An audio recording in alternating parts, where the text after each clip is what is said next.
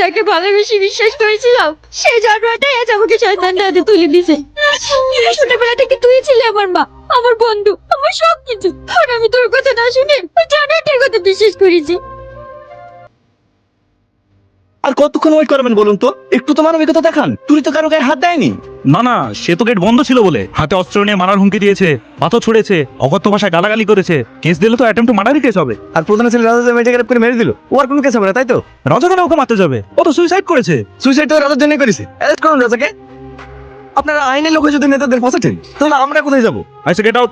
Sir sir sir sir sir আমি আপনার কাছে অনুরোধ করছি স্যার, সারা রাত ওর বোনের লাশ পড়ে আছে, ও না গেলে দাফন হবে না স্যার। আপনি ভালো করে জানেন রাজ্য বিভাগ কোর্ট বন্ধ, কোথা থেকে জামিন পেপার নিয়ে আসবো আপনি বলুন স্যার। আপনি দয়া করে ওকে ছেড়ে দিন না স্যার, আমি আপনার কাছে হাত জোড় করে অনুরোধ করছি প্লিজ স্যার। ওরা খুবই গরিব মানুষ, ছেড়ে দিন না স্যার। আচ্ছা আচ্ছা, ঠিক আছে, আমি ছেড়ে দিচ্ছি।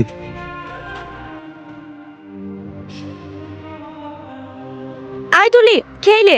খাবো না। যাও তুলি, খেয়ে নাও।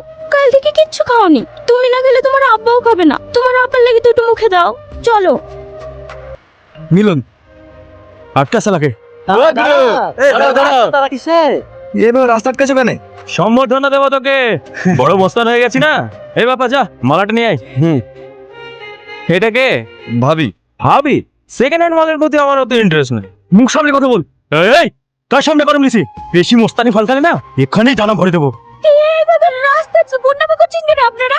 আমরা কি দোষ করলাম? কি দোষ করেছে তোর দাউদ খুব ভালো করেই জানি। ভাই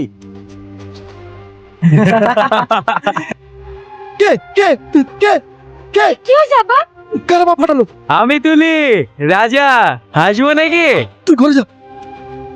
চলে গেল যা। ভয় পেয়েছে দাদা। আর 200 মসুরির ডাল দিন। এই সুমন, 2 প্যাকেট সিগারেট দিস। আরে কেমন আছে তুলি? আমি জানি তোমার রাগ হয়েছে আমার উপর, কিন্তু তুমি সেদিন ভালো এনজয় করছিল আমাদের সাথে। কেন সে সুইসাইড করলো সেটা বুঝতে পারলাম না। একটু তাড়াতাড়ি দেন না। কি হয়েছিল? এরকম কাজ করলো কেন? কি করবে?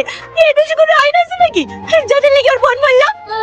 তারা এসে প্রত্যেকদিন অত্যাচার করে, যেখানে দেখে সেখানে উল্টো পাল্টা কথা বলে, হাতানি টানি করে। একটা মানুষ কত সহ্য করবে? মরে কিন্তু খুব ভালো হয়েছে। এইভাবে মানুষ বাঁচে নাকি? জানার গুলো গোটা পরিবারটাকে শেষ করে দিলাম।